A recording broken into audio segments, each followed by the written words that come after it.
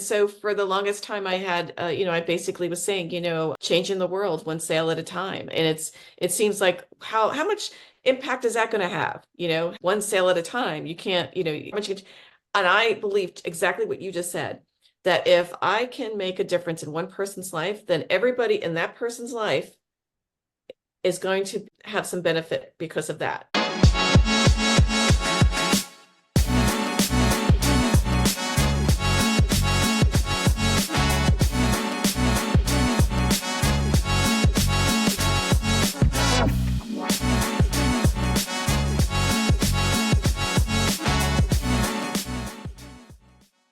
Hello, everybody.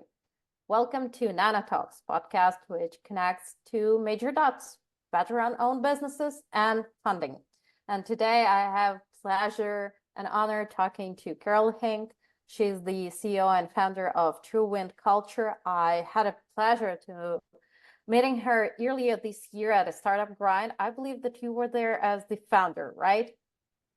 Correct. And since then, Carol cannot get rid of me because I absolutely love everything she's doing and her amazing personality. I have to be honest here, I used to have a lot of friends in Ukraine and Kyiv from the tech world who told me that sailing was the best what happened to them and their teams at that moment of time, that they believe that sailing is the best team building activity available out there.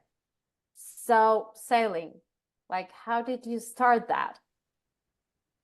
Thanks. First of all, thank you, Yarna, so much. It was, and likewise, meeting you at Startup Grind was one of the highlights, just to meet you personally, get to know you and your journey. And so I'm just as excited to have this great relationship blossoming where we're cheering each other on in our entrepreneurial endeavors, and so excited to be here for the podcast. And so where should we begin with the sailing? Because that's a long story. Oh yeah, let's start from the very beginning, right? Okay. Since it is a long story, and I do know, like, the rooting behind of it, but I'm pretty sure that, like, maybe just a little bit of people know about that. Let's start from the very beginning. Okay. Carol was 5. Well, I think it all started, I grew up in Brooklyn, of all places, and it was a very small fishing community, cops, firemen, and fishermen, and that was it. My dad had a big fishing boat. We had a dock, so I was on the water way more than I was ever on land. I had a boat, my own boat, before I could even drive a car. I clammed, I crabbed, and my first job, like many of the kids in my neighborhood, was to work at a lobster dock. And I used to row my rowboat to that because you stunk so bad, you just all that. So, and at that point, I always saw the Coast Guard out there around me. They had a huge presence, and I loved it. They were always rescuing people and helping people and taking care of and as from the fishing community side, they were always appreciated and valued. So I got the bright idea at some point to join the Coast Guard to try to get some college money and to I wanted to help people and I wanted to stay on the water. So I thought the three of those things got me in the Coast Guard. And that's what brought me to serve in the Coast Guard. And my journey kept me on land. Sadly, this water girl wanted to be unexpected, right? I mean, yes. It's like combination of unexpected factors. Because I do remember when you've mentioned for the first time that you were from Brooklyn and sailing. I was like, where's the water in Brooklyn? And only after I figured out that, like, quite a lot of water is over there. Same with the, like, coastal garden, right? You were expected that you're gonna stay on water, but yes. Nope. And I still, it's been a long time, and I still have a little bit of grudge about that. But and I didn't understand it then. I was young and I didn't understand the times as much. But the reality was, what happened is, when I went in, it sounds crazy in this day and age, but when I went in, they had only started allowing women into, like, the military academies in, the late 70s. So the first graduating class was in 1980. So, when I went in, it was still kind of fresh to have females in full-time service, active duty. And so there wasn't a lot of spaces available. especially on ships, because they would have to create a special, area for you to sleep in and shower in, separate from the men. I do So remember when I was like little girl, I was seeing for the first time G.I. Jane, and that was such an inspiring movie. But yeah, at that moment in time, I haven't thought about the fact that like there might be a huge set of females who had to go through this particular experience. Maybe yeah, not that theatrical, right, as in a movie, but still. right. Yeah, it was there wasn't a lot of people, like there was, I call them old salts, that were not wanting women in there. And and then there was all these different mindsets you had to navigate through. And you're at this point, most of us are very, very young, right? We're college age. So we're young, growing ourselves and learning about the world. So it was big awakening kind of experience, growth experience for sure. And so I wound up being stationed in New York and Governor's Islands, which is another island across the Statue of Liberty. Went to electronics school there.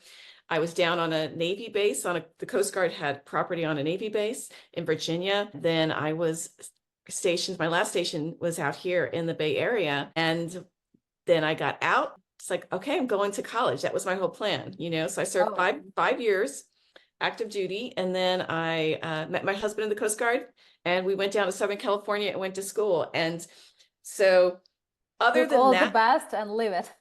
yeah. And now I'm back up in the Bay Area. So it's full circle. Yeah, absolutely. I mean, the full circle gonna be though when you will open, I don't know, some kind of a franchise or something like that in Brooklyn. That would be a Oh, full circle, right?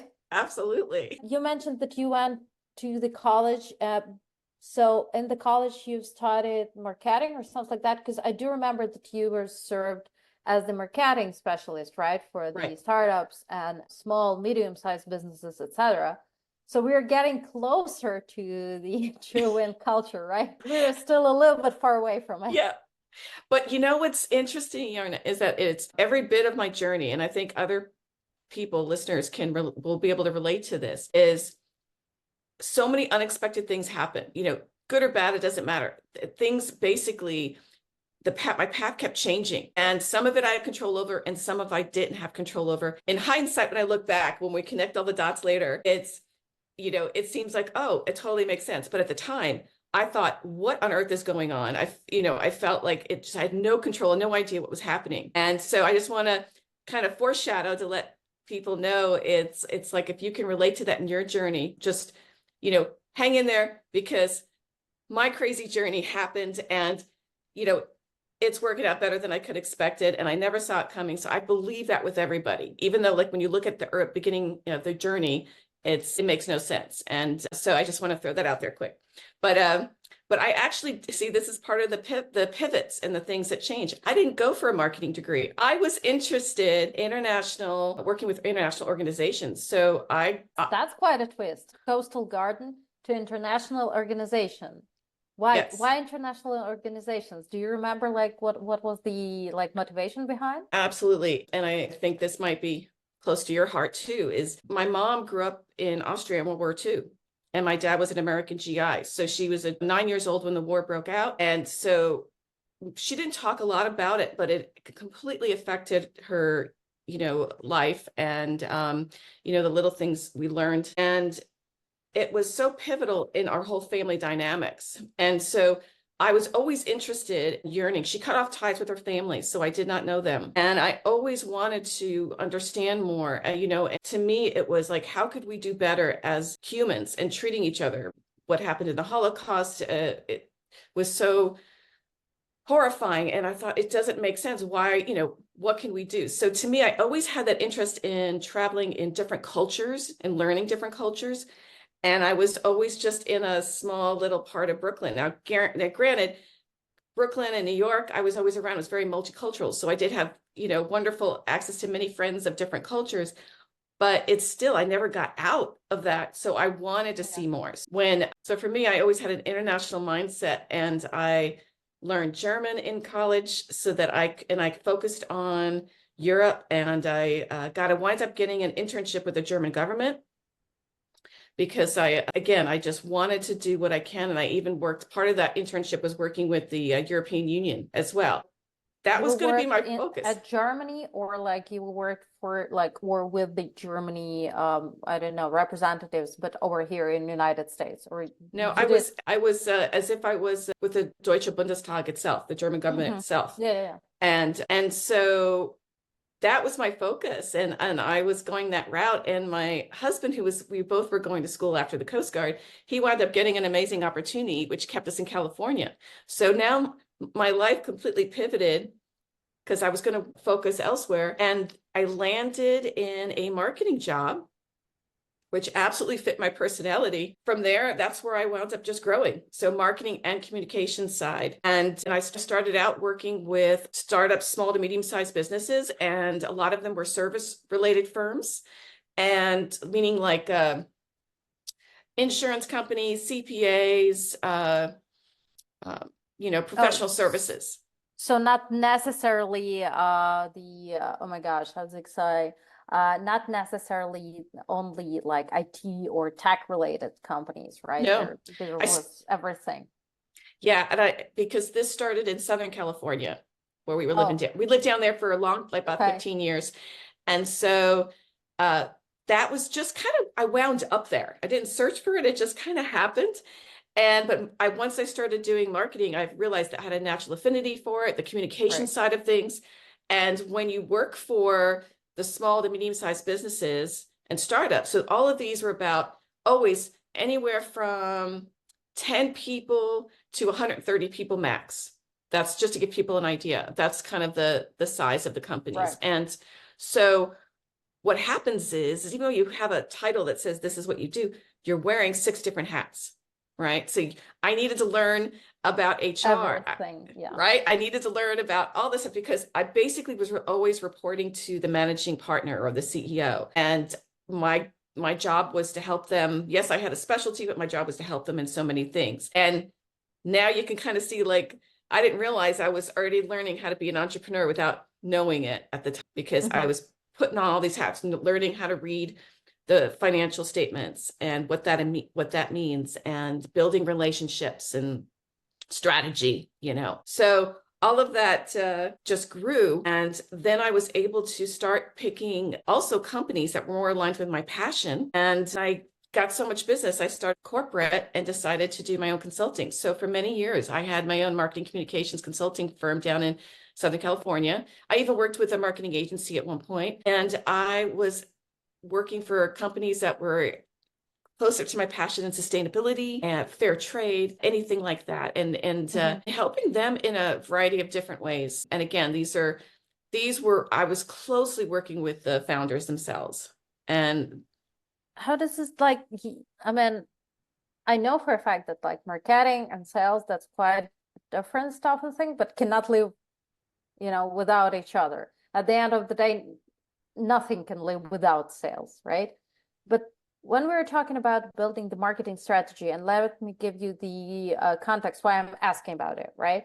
Because I guess that we both know that there is at least a couple of months, if you're very lucky, up to a couple of years, when you're starting your venture, but you cannot afford to hire marketing specialists or anybody, right? Social media marketing, you're just like, you're hearing this set of words and that's it, but you still have to do something. So, if you would give an advice for the folks who are trying to do that transition and they're struggling, what that advice would be, like, pay attention to, or try to do this, or try to avoid that.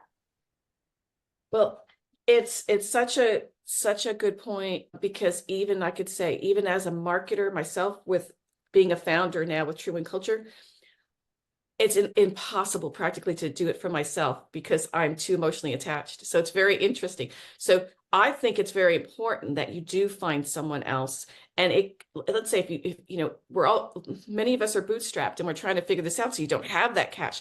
But what you have is relationships. And even now, I'm bootstrapped with True Winds, but one of the things I have as far as these valuable resources are other founders that some are ahead of me on their journey for the most part, which is so helpful because they've already been there, done that, and I can run things by them. So I use them as sounding boards, as really treasured sounding boards. And there's plenty of times where, they have a need that they need for a sounding board or something else. And so there's an exchange. There's always an exchange. It's never one way.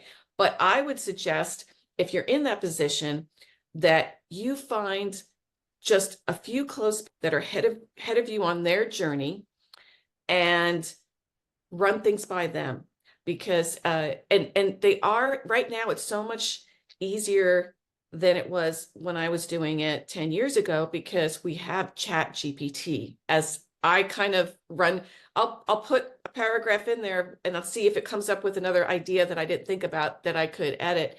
And we also have so many different services that you could use, like whether it's Fiverr or Upwork, third-party services. But it's important to know you can't give everything away to any of those, because what's very, very important is the founder story and the brand story, and keeping that intact. If I've seen companies, to give you an example, I've seen companies decide, you know what, my nephew is like this, he has like 10,000 followers on TikTok or YouTube, so they really know what they're doing on there, and I'm going to have them help me with my company's marketing. Right. I caution you, they may have the technical expertise, yes, but they most likely don't understand your brand strategy and what you're trying to build in that maturity level. So you could, maybe tap into some of their skills to get some help, but definitely make sure that you stay in charge of your reputation, your brand reputation, and keep that, because it's so hard to get back. Right. I've just heard, I do not remember when I've seen that or heard that, doesn't really matter, that the word of Warren Buffett like means so much that you don't need any contracts or whatever. Personal brand is so huge that the word, like, just the fact that he told you, you have my word, that's more than enough. Yeah. And that's it. But can we please just like tap a little bit more on the topic of branding, like personal branding or brand strategy? You mentioned that. I assume that a lot of startup founders has no idea what is that. For example, even myself, even though I've I built a career in tech world and I assumed that I do know something, I had no idea what brand strategy means, because it is super complicated even to put the idea of the branding into your mind, right? But then to think about strategy of branding, it's even worse. Yes, because it's not just one thing, right? It touches everything. Yes, absolutely. And I think most people, when they think of brand, they think of a logo, right? That's usually like people like, oh, okay, the logo, you think of Coke, Pepsi, whatever, you think of their logo, their visual image, and that is part of it, but that's only a part of it. But maybe that's why, because a lot of founders getting stuck right with the logos. I haven't figured out my logo, I cannot move further, and they were like, But yeah, I don't know why. For me, always when I thought about brand, that wasn't a logo, that was rather motto or a slogan, and then the like feeling. Like, for example, I always had that gut feeling that Volvo is about safety. I couldn't explain why, but that was just, somewhere at the back of my head, that like, this is about safety. Or Mercedes is about like status. It's like luxurious car. And I couldn't explain why. BWM, that's about speed. You're like angry, you're fast, you're being bold. That's like, that's your car. So I assumed that when we were talking brand, we were talking about creation, that gut feeling, right? You cannot explain why, but that like, this is about that. How did they manage to do that? It's exactly it. Think of it as a person. The brand. Think of your brand as your person is the best way I could say it. They call in marketing lingo, they call it a persona, is your ideal client. But I say a brand is a living, breathing, evolving person. that is your company. So if you think of it like that, it's going to have emotions that emote. It's going to have, which is going to produce feelings in other people. It's going to have a story to tell. It's going to have a journey to be on. And so I think what the examples you gave were great with, like you're saying, like, with BMW, I feel like the speed, it's a speed issue. And for absolutely, I bet it's because of over and over again seeing their messaging stories, whether it's not just ads or commercials, or their website. It's been finely tuned throughout their whole brand. We call it the brand voice. So if you do it right and you decide, the first thing you figure out is, who are you as a company? Who is this company? What value are we bringing? What problem are we solving? And what value are we bringing in the world? And how that makes an impact, right? You figure that out succinctly as you can. And then you figure, okay, if this is a person, who is going to benefit from my service or product? That's your audience. Okay. Then you go, how would the audience relate to me? How could I relate to them? How can I engage them? How could I basically build a relationship with? And then you start thinking, okay, well, this is the words I would use that would fit with this relationship. This is the insights they're looking for. This is the conversations that we can be having. And then that becomes your brand. So across all your platforms, whether it's just your website, your newsletters, social media, you create a little guideline for yourself of, this is how we talk, what kind of words we use. And we always want to make people feel uplifted every time, or we want them to feel that they're valued. Whatever the case is, you create this outline of these rules.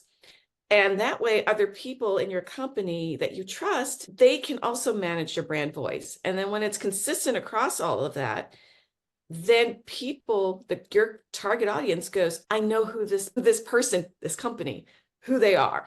I know, like you said about Warren Buffett, I feel like I can trust them for this reason or this purpose. And we all know now in 2024, it's all about the trust for brands.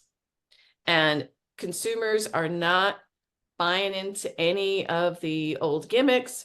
They really are cutting through and want to know, okay, if you're saying one thing and you're doing another, you're losing people. There's just no way. You have to be consistent with that. Yeah, I assume that always has been the case, but the nature of the environment we're living in, right? The digital access to everything at the very high speed, right? We can basically collect all the data and compare it within the couple minutes, sometimes even seconds, right? That doesn't really mean that we won't be caught by some, I don't know, fake it till you make it folks who will never make it, right? And we know all these stories around Theranos and et cetera, right? Who just keep promising. Wow. And yeah. That was huge, right? That was then huge. there was FTX or so, I believe, that blockchain related, huge bubble where every TV screen were keep pushing this agenda, and tons of people just lose their money. And that's a big problem. And I tend to believe that because of these major and huge mistakes of huge companies, small and medium-sized businesses now has that burden to prove themselves even harder, right? Even to pay even more attention to that. And I've recently were rediscovered once again for me. I don't know why I keep rediscovering the ideas I knew before, but at some point of time, I was like, oh, I love it. Oh, hold on. I knew about it 5 years ago or something like that. The idea of the empathy mapping, where you are trying to figure out or to understand your target audience, not only from the perspective the value of your value proposition, right? But what they are seeing, what they're looking at, what they want to hear, what their pains, what their needs. Basically, you're trying to get inside of their boots, right? And trying to understand absolutely everything. And for me, that was yet another aha moment when I was like, oh yeah, pains and needs. I absolutely forgot about it. I was so focused on like, that's my value. And I'm like trying to bring it carefully to you. Oh, you don't hear me. Oh, well. So common, so common. I've been there. All of us have been there. And we're, because as a founder too, you're so focused on producing, whether it's a service or a product, that it's easy to all of a sudden lose sight of the audience. And, yes, it's your baby, you're building it, but to them, they don't care. What they want to know is, how can you help me?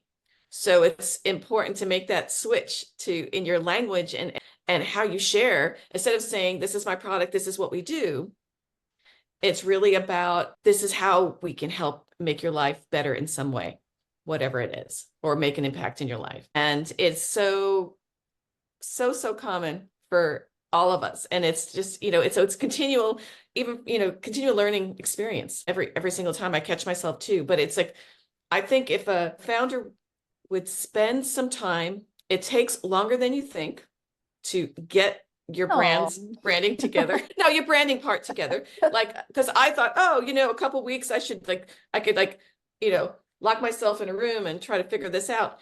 But it's something that has to evolve organically, I found. And then when you're out there talking to possible customers, other people that might be possible relationships and collaborators, when you're out there having a conversation about what you're building and what you're doing, you wind up evolving. So where you think you're going to go may pivot a little. It's really important to give yourself, say, hey, okay, it's going to take me time to figure out the branding. And if you can hire someone to help, highly worth it, especially in the beginning, because once you get your foundation, then you're golden. Then you go, you can always get help later on to continue with more marketing strategy or something like that. But it's so important in the beginning because it's your foundation for everything you do. Yeah, but like, I mean, let's be honest, when we were building even the house, right? Okay, when we were building the house, to build the foundation, to prepare everything will take 80% of the time, right? And I know for a fact, especially when you're bootstrapping, time like gonna put a lot of pressure on you. The fact that you're like, oh, I still do not have the first customer, or like, we still haven't signed our first contract or something like that. That's gonna put a lot of pressure on you. And I assume that, especially for folks very well trained, right? Because that's what you're doing when you're being a part of the army, right? You've been trained. You've been trained to follow some specific instructions or the processes, right? If everything, and that's the part of being an entrepreneur, everything is going wrong and it's not following any instructions, how you can still manage to, I don't know, stay sane? That is the question. And actually that brings me to True Wind culture, because what happened for me was I was going through burnout and in my corporate job as a marketing communications director in the Bay Area. And then I thought, I'm not sleeping. I'm having panic attacks. I'm not sleeping. I gained weight. Anxiety is really high, all of that. So I'm trying, and then the pandemic hits. So now it's even skyrocketed more. Yeah. And what happened was I happened to live next to a marina, and I was walking around and I kept seeing this one guy always tinkering on we struck up a conversation because all of a sudden we're working from home now. So every day I'm going for like at lunchtime, I walk around the area where I live. And before I wouldn't have had that. I would have been 20 miles away in Mountain View at my job in an office sitting down. Right. So, he wound up teaching me to sail, which was on my bucket list. I had been on the water and done everything but sail. I've never sailed. And I thought, this is amazing. But, I don't know if I have that energy to learn something new. I'm burnt out. I just feel like I have zero left. I was expected that you want to say, but I don't have a boat. Oh, that was the problem. Yeah. And he had the boat, so I'm good. But that's also something you think you can't sail because it seems like you have to have a bunch of money and have a boat and all of that. And is a myth. That's not true. So I'm highly motivated to share that and shout to people and tell them it's so easy to get into, you wouldn't believe it, and help people. So from what he taught me, almost said no at first because of the feeling I had no bandwidth left to give. But I'm like, this is my dream. Why I always wanted to do this. I can't say no. So I went with it and it energized me. And what you were saying earlier about the stress of being bootstrapped and feeling that financial pressure and the time pressure. And a lot of it, maybe you're doing it, building it by yourself, like you're a solopreneur, and it's extremely stressful. And then you can't always talk to other people in your family because they have no clue what it's like to be an entrepreneur and do this. So I know a lot of times my family was like, okay, they just don't understand, so they can't help. Right. So all of that combined makes you feel like you're on an island by yourself. And are you going to drown or survive? I don't know. And Or scream. or In my case, scream. give me a pillow. Yeah. I just need to shout, right? I mean, I've just been with my family and the Inside Out, the second one. And this, I don't know if you have seen it, this anxiety, like running around the pole was like, that's me. That's Yes. the only emotion I have inside of me. That's the one. Because after the first one, my son was like, you know what? Now I know exactly like what two emotions are living inside of you instead of like 4 or 5. I'm like, Yes. That's interesting. Which two? And he was like, joy and anger, and that's it. Most time you're joyful, but like without coffee, well, yeah. And then and I've seen this anxiety when you were running circles and you cannot stop. You're feeling bad. You know Yes. that you're doing something wrong, but it's impossible to stop for you because it seems at that point of a time that if you will stop, everything will just burn to the ground, right? Exactly. Everything's going to be ruined. And that's basically what you're feeling every day being a founder or entrepreneur. I do not believe that, I don't know, even the middle-sized company owners, right? They've stopped. Yeah. They still feel this anxiety, maybe on a different level, but think about that, like from the perspective, like for us losing, I don't know, 10K is like, Yeah. right? Because that's 80% of our available budget, right? Right. But for the medium-sized companies, they can lose. For example, I have a friend, he's in trucking business, right? And he told me that they were like a couple years ago at the moment of a time where they were losing around $300,000 every day, and they couldn't stop it. There was no way. They were just looking at money burned. Oh my gosh. And that was terrifying. That was scared. That was like absolutely like impossible to live with. And now they're like get back on track. They're always going to be this story, right, of the movement from one position to another, from one opportunity to another, like this, like flexibility and adaptability. It seems like it is easy-ish, but at the end of the day, that's always about that anxiety level, right? And I do remember we talked with you about the transitions, right? That it is hard and easy in a way at the same time. And I do remember you mentioned this brilliant idea, at least in my opinion, right? Regarding the fact that you are not starting from ground zero. Right. And we keep forgetting about that. Maybe again, because of this anxiety level, it seems to us that like, oh, it's impossible to solve. And we're absolutely like discouraging all the previous experience we had. And I assume that, for example, this combination of interesting, maybe sometimes random facts, right, helped you to figure out your way toward true win culture. So, like, but if we're going to talk a little bit more on these transitions, how did you manage them? Let's maybe talk about the last 1 or 2 transitions to make it a little bit easier. So from like the transition from Coast Guard to civilian life? Oh yeah, Coast Guard to civilian life, and then from civilian life to basically marketing, right? And then from marketing to being a solopreneur, because that's like all 3 of that. It's absolutely not connected and possible to like, connect worlds, I would even say. It's not like, just ideas. That's the whole world. It really is, right? And going back to what I was saying earlier about how like never saw all the dots connecting. Now I do, but at the time I didn't. So, and going with what you said, yes, it's so important to realize that we're never starting from ground zero. It may seem like it, but we're not. And we'll circle back to that because that was something that another startup founder who's way ahead of me, who was like one of my trusted circle, had shared with me, and it was just so helpful, But the transition from the military to civilian life again was really a really odd situation because I didn't fit into either world anymore. So I had civilian jobs before. I worked since I was 13, so I had all different types of other jobs. But before I went in the Coast Guard, I also had worked in a Japanese bank in the World Trade Center, just a clerical job before I went into the Coast Guard. And so I had worked in the regular world. Then I went in the Coast Guard as an electronics technician, working,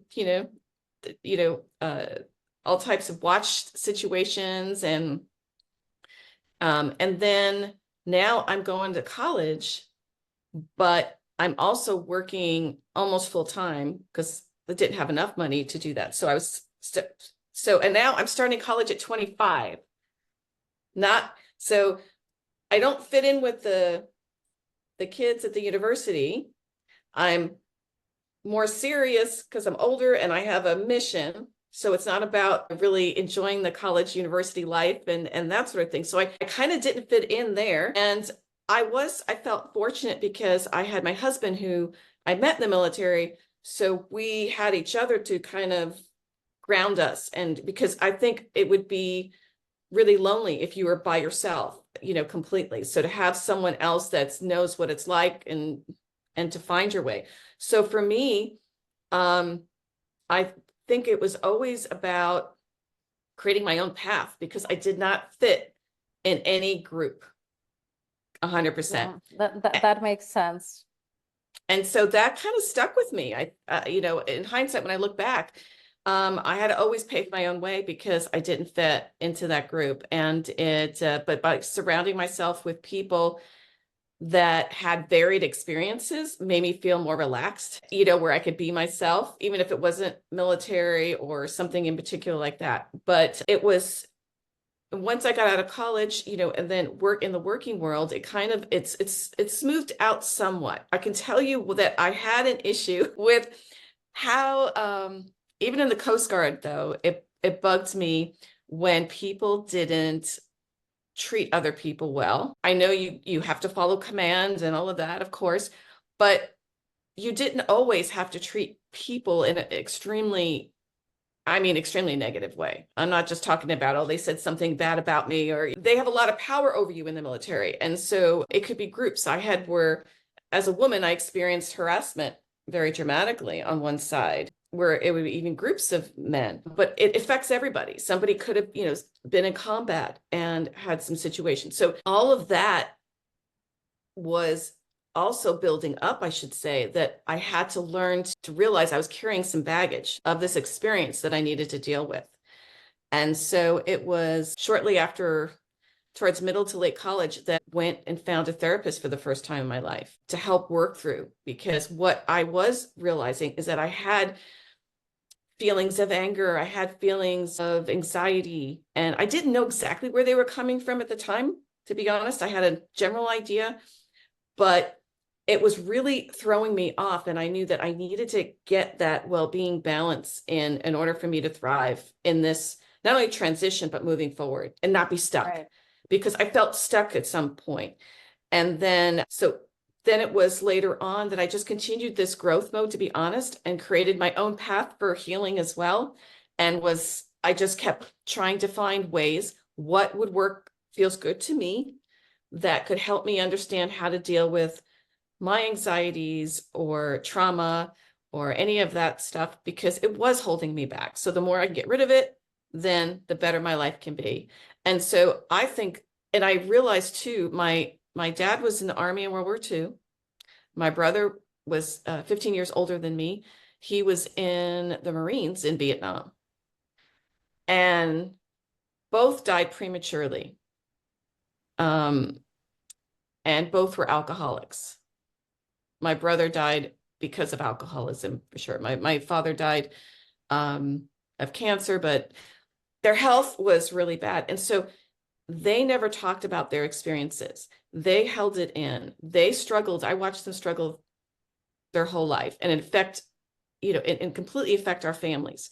So to me, with that knowing, and and I had it so much easier. I did not serve in wartime. I wasn't in combat, but there's still things that happen that as a human you're affected. And between all of that, I think getting the best thing you do for your, as a founder and help yourself through the transition is to find ways that help you. And therapy in the beginning was instrumental because I had no skills to help myself at that point. So it helped me start building a repertoire of tools that could help me. And then I found other ways that could help me. And for me, it was being out in nature. For me, it was learning to meditate, and then of course, sailing came into it. That's when I was in burnout, during that transition, when I started sailing, it taught me to be fully present. And so any anxiety I had, stay on the dock. My cell phone was down below deck. I'm learning to sail. I'm focused. I'm being taught to read the water to see what I can tell is coming, what wind is coming, or what else might be coming my way. I'm looking to see if there's other traffic in the area. I'm looking to see at the sails if I have them trimmed properly or where we're going to go. What do I need to do on the boat and lines I need to clean up? You're thinking so in the present moment, you cannot think of anything else. And I would come back and I would be like, I just had 5 hours where I was doing nothing but being present. And I was just completely re-energized. And then it built my confidence up too, because I thought, who am I? What am I doing with my life? In this burnout mode, you tend to go in a downward spiral because you're depleted. So I think the mind just goes to negative, or you look for what's wrong in your life or what's wrong with yourself. And so all of a sudden I was accomplishing things again. I had a purpose, and I was even if it was a purpose to do the best tack on the boat or whatever the case may be, all these little things, and then doing it with someone else that was learning with you, was that camaraderie and bonding. And when we got it right, when we messed up, and then when we got it right, and you didn't hear anything but the wind kind of go, and you knew you got it right, still gives me chills to this day. And so that itself saved my life. I think that was like everything in my life coming together. I still didn't have the business idea. This is just a personal journey I was on, and sailing was teaching me how to get rid of the monkey mind, how to have this community feeling with others in such a deep, profound way. I may not have known them before I got on the boat, but when we left, we knew a lot about each other from a soul level, and the human level. And for me to be able to, it was people hearing my story over the course of the next few years and asking me, hey, I want to experience what you're talking about. I want to have that feeling. It's what led me to create True Wind Culture. Yeah, I absolutely understand what you're talking about. And now it seems to me that I better understand why these folks I mentioned, like from the very beginning, told me that that was the best experience. That was the best team building like moments or like possibility for them. So getting back to True Wind Culture, what are your next plans? Like, what are you selling to? Oh, where are we sailing? To new horizons. No, that's a little bit way too broad. I know. No, it's so amazing. I'm so grateful just to be even on this journey. It's like beyond a dream come true, a dream that I didn't even know I had until now. So basically, things are coming to me that I didn't even anticipate either, because I offer a variety of different sails, and we sail in San Francisco Bay, which is so beautiful. You have Alcatraz, Angel Island, the San Francisco skyline, Golden Gate Bridge. It's just breathtaking. There's no place else like that, I think, and it's just one of the best places to sail. And the beauty about what I do is you never have to know anything about sailing to experience this. You just have to have an open heart. That's it. I always have a professional Coast Guard certified captain and instructor with me. Oh, okay. Because I was like, not sure about it, that you didn't have to know anything about how to sail. Because if you're gonna put me on a boat, everything I can do is like, okay, now I'm panicking because Yeah. I don't know how to swim. I have no idea what to do with the boat. So it's gonna be just like, okay, take me out of here. And that's it. That's, I mean, No, honestly.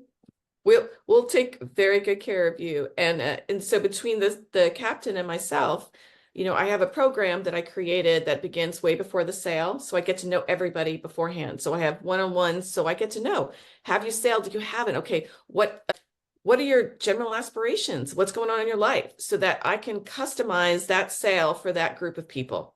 So I with having the captain and myself, we're able to have that very good focus time with each guest. And so everybody gets to take turns, at doing different things on the boat. You're always doing something, and you're always having someone that's guiding you. So you're all taken care of, and we have all the safety gear. So do you have like a role specific, I don't know, place for like, and like you're, I don't know, you're taking care of this, of that, and you're just panicking. That's it.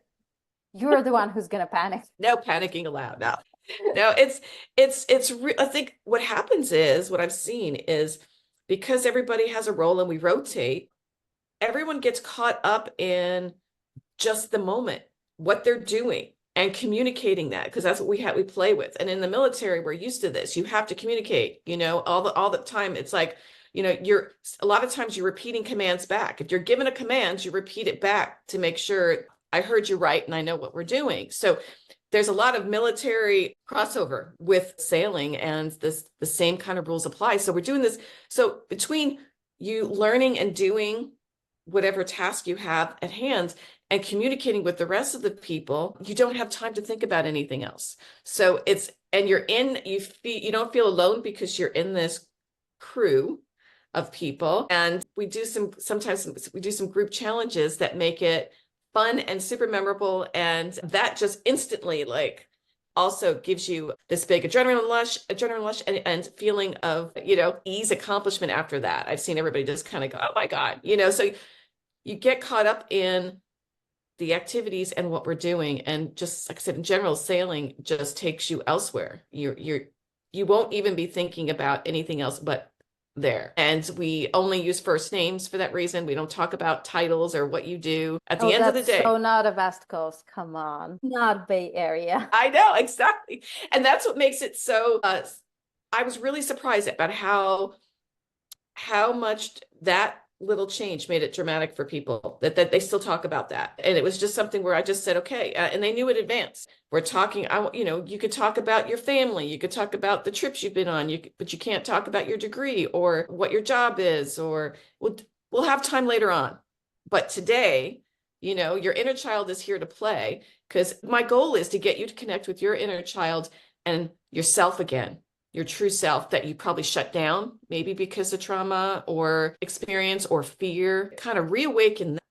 And then not only can you be your best self, but that you'll be able to be a better leader for whether it's your company or your team. So the two just go hand in hand. And unless you go within and find yourself, and then that's why too, with sailing, it gives being out on the water and being in nature, and then you're seeing dolphins around you, or sea lions and pelicans, and just smelling the air. All of that is really, they've been scientifically proven very, very good for your health. The ocean, there's some healing properties. So there is an aspect like that as well, of just having that nature moment. You got me. I mean, I was starting even to imagine that, like, because I've been like, I was selling to Alcatraz. I wanted to go there. I was like, okay, we're doing that. Yeah, let's go. And then I was like, okay, so it's not that bad. I was truly surprised, because in my mind, Alcatraz was supposed to be like, horrible place where nobody wants to be. And I was like, well, I can live over here. Like, what's wrong with this place? I'm in my dorm at the university. My dorm room was like quite ish, like this one window. Okay, I can live with that. But the view, man, yeah, what's the big deal? But yeah, I mean, jokes aside, I enjoyed every second, from the like, I do not remember from which pier we went to like Alcatraz, but every second from pier in San Francisco to Alcatraz and back again was just, that was amazing. And Right. and I haven't done anything, right? I was just like sitting and like, okay, let's do that.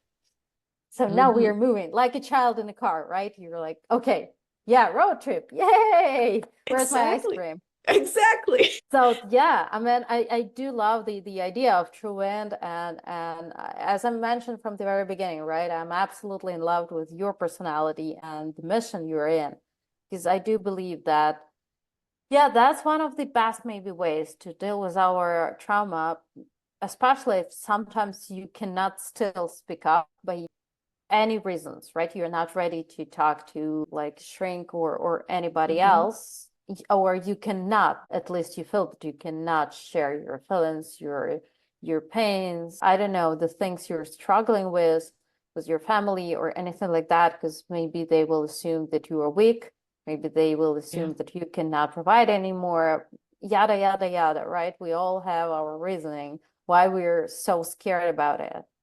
Yes. And that's the precious moments when you can just stop for a second, right? Again, getting back to that like anxiety, like running around, it's just the moment when you can just stop for a second. It doesn't mean that everything gonna be fixed afterwards. Doesn't mean that like everything gonna change magically, but at least you will have a chance to rest Yeah. just for a second. And sometimes that can be more than enough. So this Yeah. is the perfect first step. And yeah, I'm super happy that, I mean, that it happened, right? I met you Yeah. and now we're here today and we're sharing this story about Trubin and your inner child and how you have to take care of your inner child and do not forget about it. No, and it's just the other special thing I wanted to mention that brought me to like that full circle with veterans is when I was creating this, I always tended to have a give back program. And so it was a no-brainer that I wanted to have a give back program that I could fund boats to bring on veterans that are dealing with trauma and PTSD. And I'm very a neighbor who's a Navy chaplain with his doctorate in PTSD and training. And so my vision is the more sail experiences I have, I'm putting money aside to fund these boats that I could take veterans on for free. And so it'd be groups of like 6 at a time, and it would just be veterans, and so that they could all relate to each other and have this experience without, and Open then crowdfund company. Open yes, crowdfund campaign. I'm gonna be the first one who's gonna put some money on it. I promise you, because I do have such a huge faith in what you're doing and that help of the like, PTSD related folks. Open crowdfund campaign. Do it. thank you. Thank you. It's and then eventually what I would love to do is to be able to say to veterans all around the country, you're in Florida, you know what? Don't worry. We'll get your airfare and we'll put you up, we'll get you lodging and you can have this. And what I'm envisioning is having maybe not just a 1 day sail, at some point having like maybe a weekend retreat and doing different things. So I have a lot of fun thinking about the good that we can do for veterans with that. And so it's interesting that I'm looking towards my corporate world who I'm serving, but at the same time, the passion side of me is I wanted to give back to all those that have given so much and are dealing with it, Yeah. and to hopefully just be the conduit to help them kind of get that spark back, or some healing in their journey. Yeah, absolutely. I do remember that like when I was just starting to build up my career back in Ukraine in Kyiv, and I was starting to make real money, which was like, maybe 50K-ish or so, and the friend of mine told me, you know what, you have to remember one thing, that like 1/10 of everything you make has to be like just give it away for charity, help to like any like, I don't know, group of people you wanted to. Give your blood, give your money, at least 1/10 of everything you got. That's how the world should like operate. That's the way. And since then, I have that strong belief that that's the way. Doesn't really matter how much you're making, doesn't really matter. I'd even say that the bigger, the better, right? 1/10 has to be given away. That's the rule. That's how we all should operate, right? Because you're absolutely right. We cannot forget about all the lessons left behind in history. We tend to forget, unfortunately. We tend to forget, right? Within time, over and over and over again, humanity keep repeating the same mistakes. But I do believe still that the ocean is built by drops. And if you're thinking like, who am I? I'm way too small. I cannot make a difference. The ocean is built by drops, and you are the drop. So you are the whole universe, right? Yep. You have to do that. There is no other way. That's beautifully said. And I always think of it like a ripple effect, right? You think absolutely. Yeah. And it's so for the longest time I had, I basically was saying, changing the world one sale at a time. And it seems like how much impact is that going to have? One sale at a time. You can't, how much you can, and I believed exactly what you just said, that if I can make a difference in one person's life, then everybody in that person's life is going to have some benefit because of that. So it doesn't matter how many, it matters that we just try, have that ripple effect. So there you go. One salad at a time. That was Carol Hink. Thank you so, so much. It was a great pleasure and honor. Likewise. Thank you for having me on.